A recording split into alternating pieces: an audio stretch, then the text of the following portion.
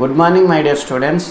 మనం అయస్కాంతాలను నిర్లక్ష్యంగా వాడితే అయస్కాంతత్వం ఎక్కువ రోజులు ఉండదు, కోల్పోతుంది.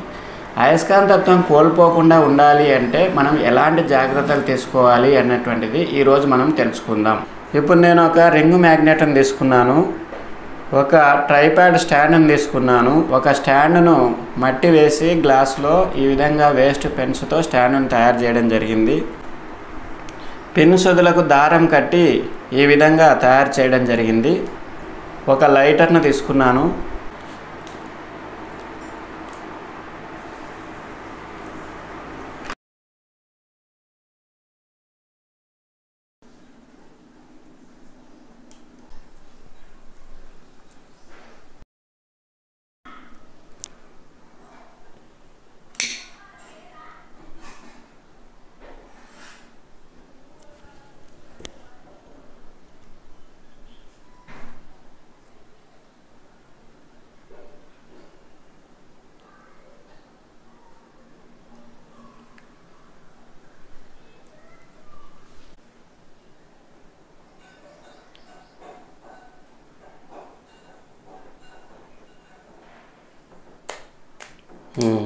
చూడండి, ఈ పెన్స్ను అయస్కాంతం దగ్గరగా తీసుకొస్తే ఇవి అతుక్కుంటున్నాయి.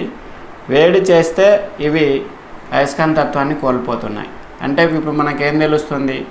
వేడి చేస్తే అయస్కాంతం కోల్పోతుంది అన్నటువంటి అంశం తెలుస్తుంది.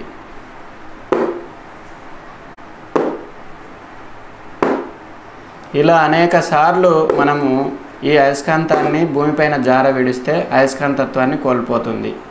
ఈ అయస్కాంతాన్ని భూమి ఉత్తర దక్షిణ దిశలుగా ఉంచి అనేక సార్లు మనం సుత్తితో ఇలా కొట్టినట్టయితే అయస్కాంతత్వం కోల్పోతుంది.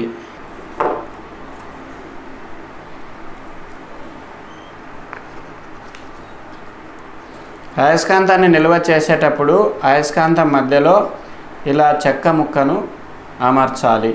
ఈ విధంగా చెక్క ముక్కను అమరిస్తే అయస్కాంతత్వం ఎక్కువ కాలం నిల్వ ఉంటుంది. రెండు దండాయస్కాంతాలను నిల్వ చేసేటప్పుడు మధ్యలో చెక్క ముక్కను పెట్టాలి.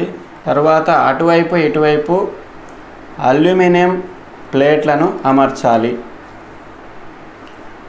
మధ్యలో చెక్క ముక్కను అమర్చి అటువైపు ఇటువైపు అల్యూమినియం ప్లేట్లను అమరిస్తే ఈ అయస్కాంతత్వం ఎక్కువ కాలం ఉంటుంది. స్టూడెంట్స్, మీరు అయస్కాంతాలను ఏ విధంగా నిల్వ చేయాలో తెలుసుకున్నారు కదా. మరి అయస్కాంతత్వాన్ని ఎక్కువ కాలం నిల్వ ఉండేటట్టు ఇలాంటి జాగ్రత్తలు తీసుకోండి.